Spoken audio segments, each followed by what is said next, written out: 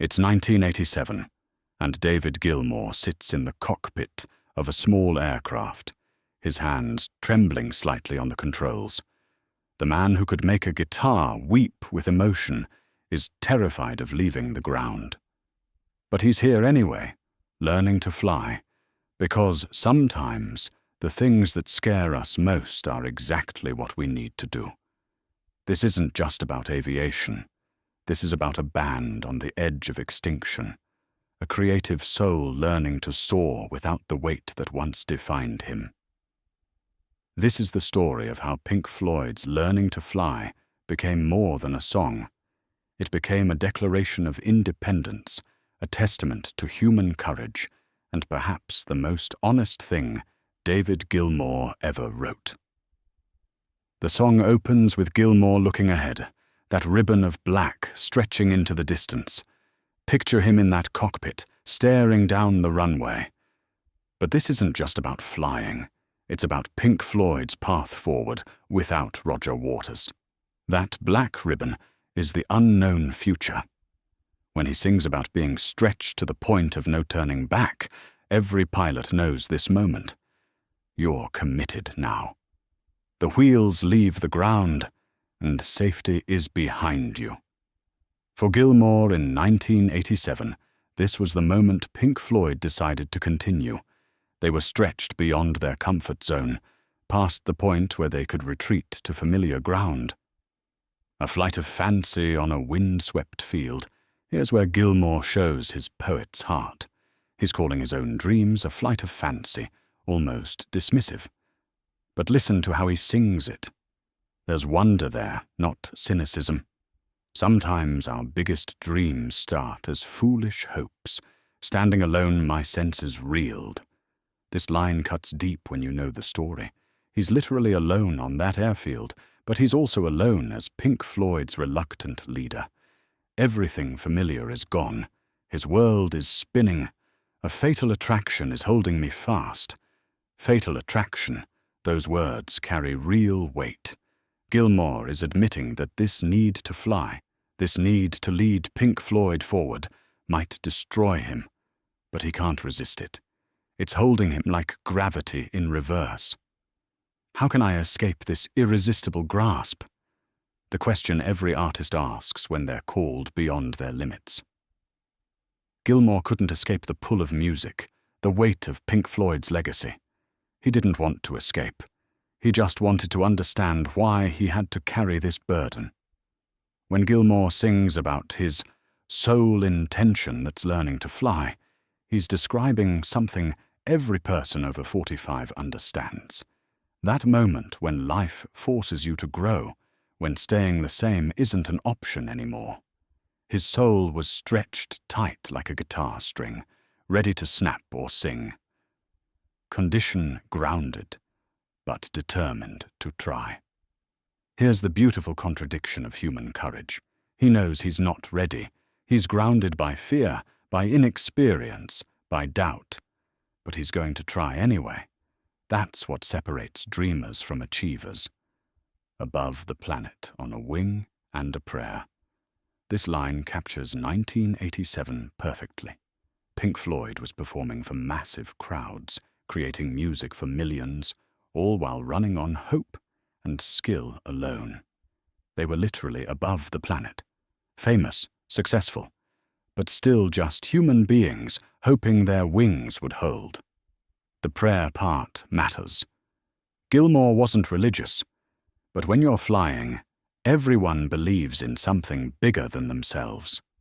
Pink Floyd was praying their music would connect, that audiences would accept them without Waters. To understand Learning to Fly, we must understand the darkness that preceded it. In December 1985, Roger Waters, the conceptual mastermind behind Pink Floyd's greatest works, officially leaves the band. But he doesn't just leave.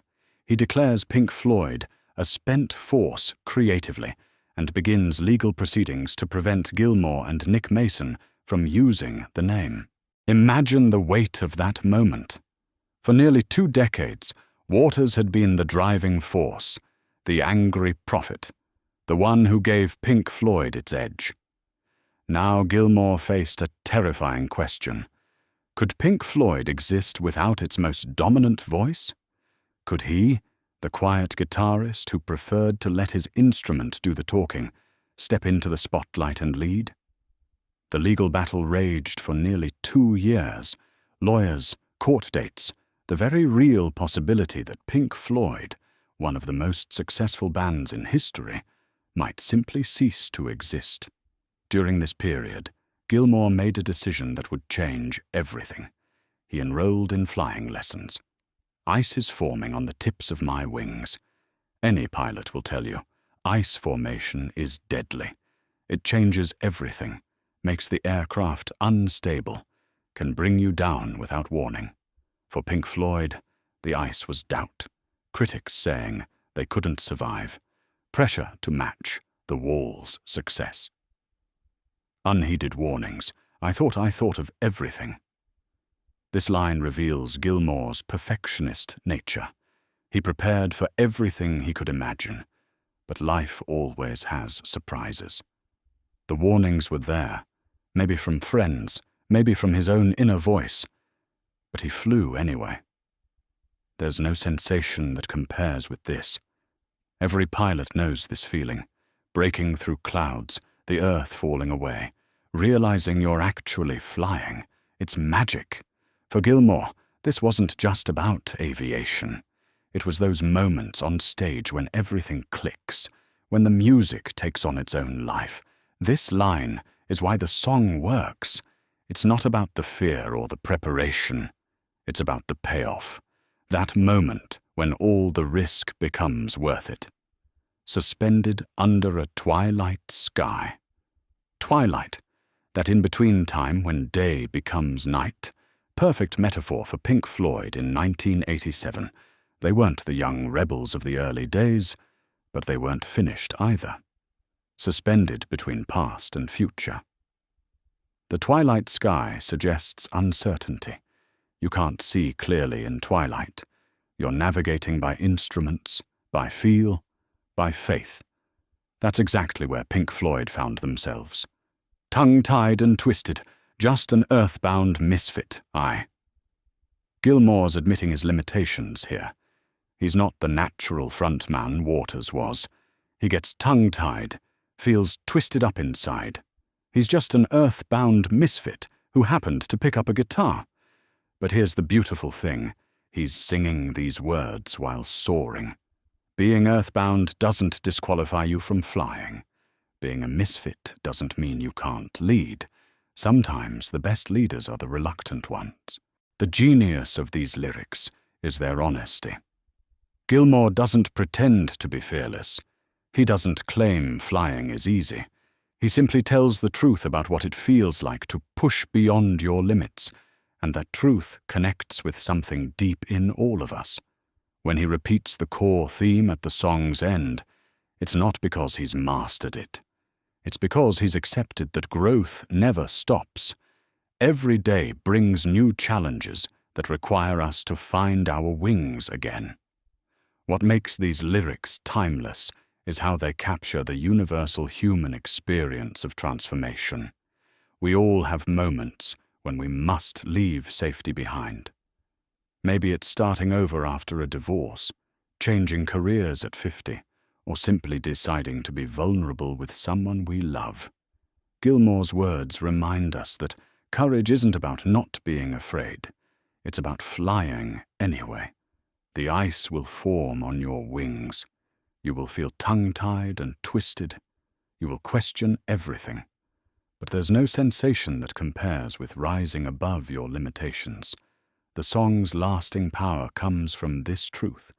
We're all in a constant state of growth, every single day. Some days we soar, some days we struggle to get off the ground. But the learning never stops, and that's what makes us human. These aren't just song lyrics. They're a roadmap for anyone who's ever felt grounded by fear but determined to try. Gilmour gave us more than a hit song.